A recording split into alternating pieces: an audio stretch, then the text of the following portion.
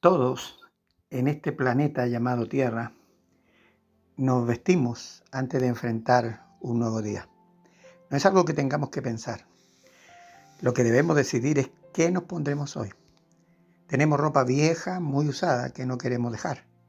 Otra es nueva, casi sin uso.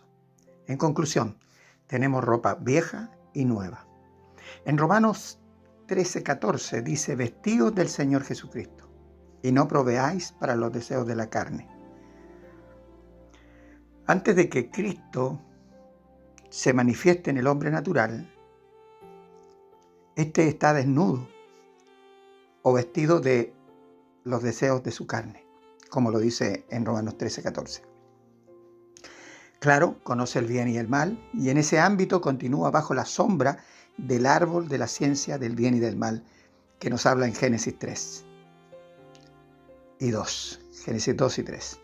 Recordemos que conocer el bien y el mal no implica vida de Dios necesariamente. Del árbol de la ciencia del bien y del mal comió Adán con la expectativa de llegar a ser como Dios, lo que le apartó definitivamente de él.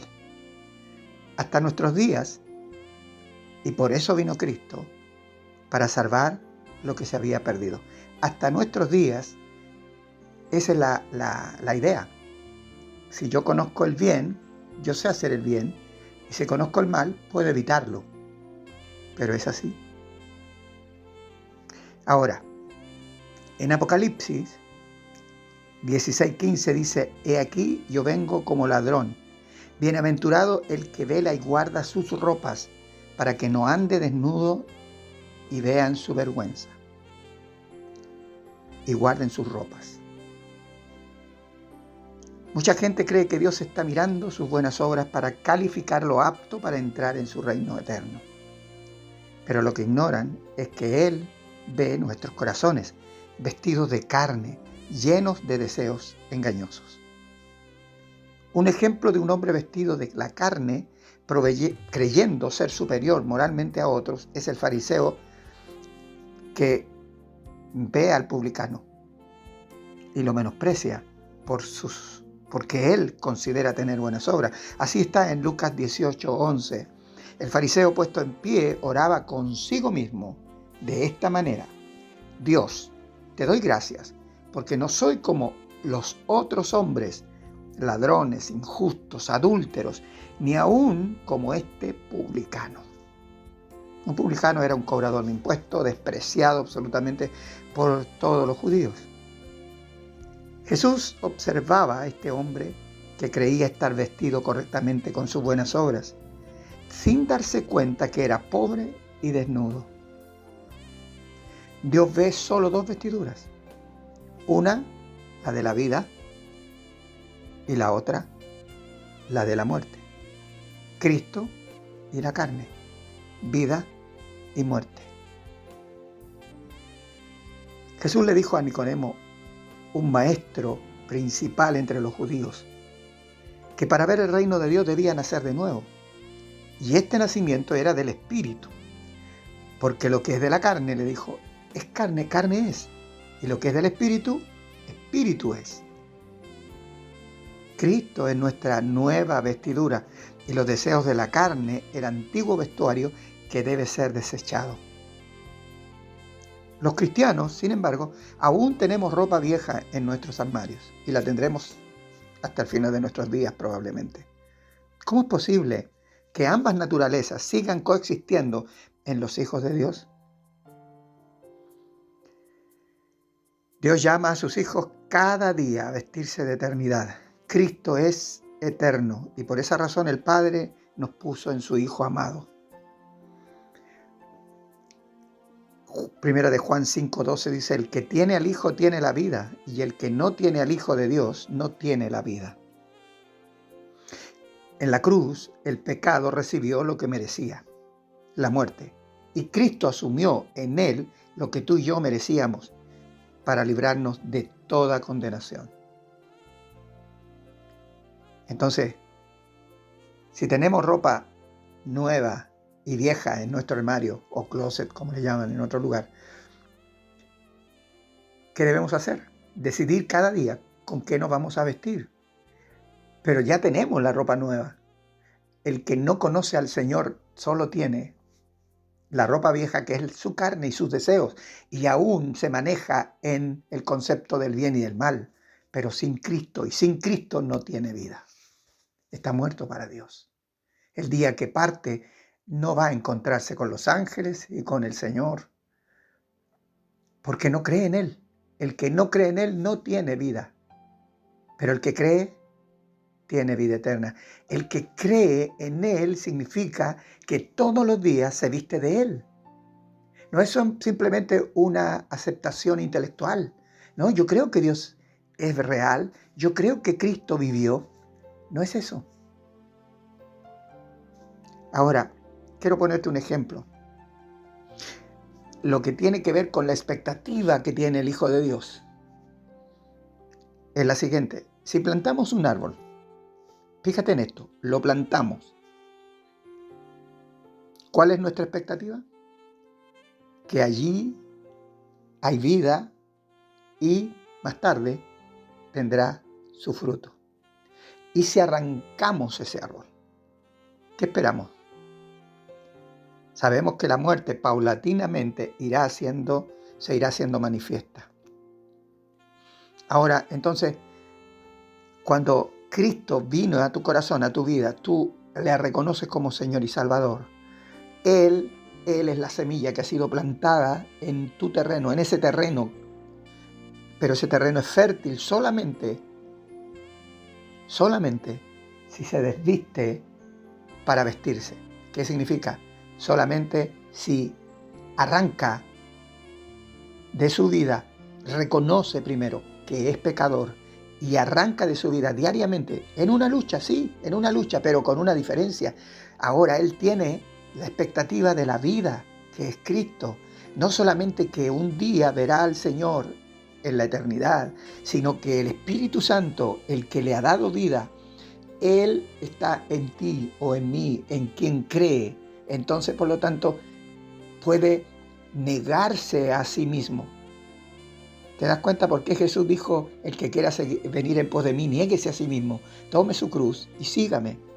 Porque diariamente el Hijo de Dios tiene que batallar con esto. Pero el que no es hijo de Dios le parece una locura y una estupidez. ¿Por qué hacer eso? Pero aquellos que conocen al Señor tienen la expectativa de la vida. El crecimiento espiritual se está viendo en ellos. Van creciendo. A mí me produce mucho gozo cuando veo un hermanito que recién aprende, recién está conociendo al Señor y lo veo cómo va creciendo y le voy viendo el crecimiento y él no ve nada. ¿Por qué no ve nada? Porque está en la lucha diaria. Yo no sé cuál es su lucha, pero yo veo que la expectativa es de vida. Y la otra expectativa es la de la muerte, porque él cada día va muriendo al pecado. Ahora, por eso Efesios 4:22 dice, en cuanto a la pasada manera de vivir, despojaos del viejo hombre, despojaos de él, desnúdate de él, sácalo de ti.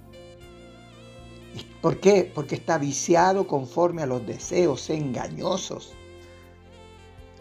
La gente tiene la expectativa de vida en esta tierra como si va a vivir eternamente. Y la mayor decepción de todas, y el mayor dolor que experimentamos cuando estamos en el viejo hombre y no tenemos expectativa de vida, es que de pronto se acaba la vida. Y a veces en el mejor momento. Y lo otro puede ser en el peor momento. Pero, ¿cuál es la gran decepción? Que parto esperanzado por los deseos engañosos del bien y del mal en la carne para decirme que yo muero y descanso en el Señor. ¿Cómo voy a descansar si jamás creí en Él? Si jamás luché para vestirme cada día de Cristo. ¿Y por qué lucho? Porque la carne está viva ahí. Pero hay un poder, ese poder que vino desde el día de Pentecostés, que es el Espíritu Santo, el cual permite que nosotros podamos ser testigos de Cristo.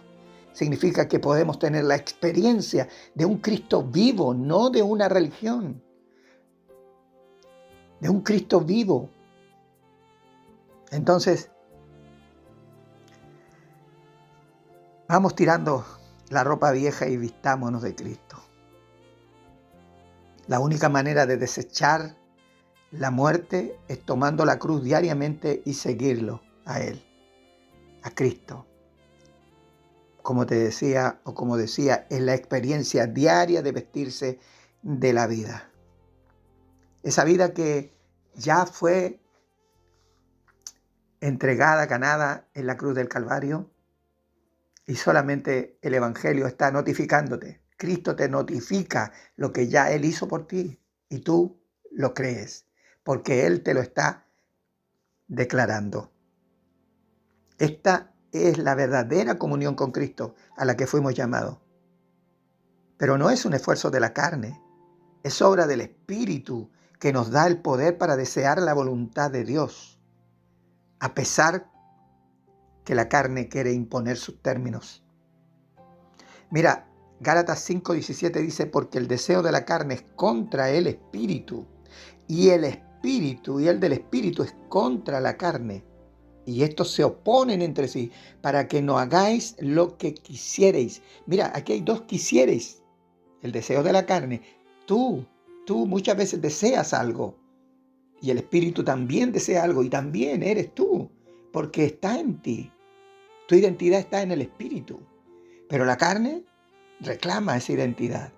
Por eso también Jesús, siendo perfectamente Dios y perfectamente hombre, dijo, Padre, no se haga mi voluntad, sino la tuya.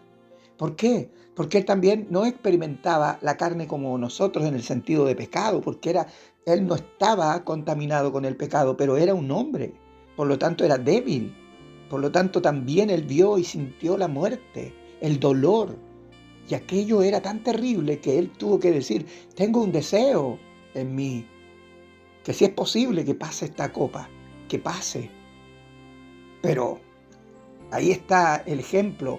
Cuando Él dice, yo soy el camino, la verdad y la vida, está diciéndonos, mírame a mí cada vez que tengas que luchar contra el pecado, contra tu propia carne. Porque aquí no se trata de lo bueno o lo malo, se trata de una experiencia espiritual que permite que la carne sea descubierta. Y entendamos realmente lo que el pecado hace en la vida de las personas y en mi propia vida, o lo que hizo y lo que puede hacer cuando no nos vestimos diariamente de Cristo. ¿Qué queremos los hijos de Dios? Entonces, ¿qué queremos? Vestirnos de Él, de Cristo. ¿Qué quiere la carne? La carne quiere alejarnos de Él. ¿Por qué quiere alejarnos de Él? Porque ella quiere su propia voluntad, sus propios deseos, asumir esos deseos, vivirlos. Ahora, todos en algún momento estamos cayendo en esos deseos, pero Cristo no se aleja de nosotros. Él no nos deja. Él dice que Él estará con nosotros todos los días. Pero ¿con quiénes? Con los que están vistiéndose diariamente, con los que se levantan y antes de ponerse la ropa dicen, ¿con qué me voy a vestir hoy día? Y eso significa, voy a perdonar, voy a amar a aquel que no me agrada.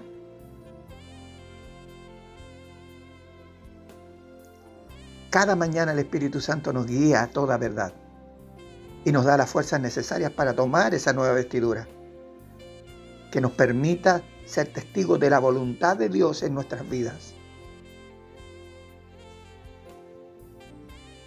Porque Filipenses 2:13, con eso estoy casi terminando, dice, porque Dios es el que en vosotros produce así el querer como el hacer por su buena voluntad.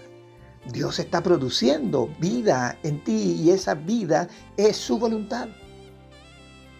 Y la carne dice, no, yo no quiero eso. Pero ¿sabes qué? Vas creciendo y poco a poco te vas dando cuenta que la voz de la carne es la de un niño mimado que hace rabieta cada vez que no se le da lo que quiere. Esa es la inmadurez.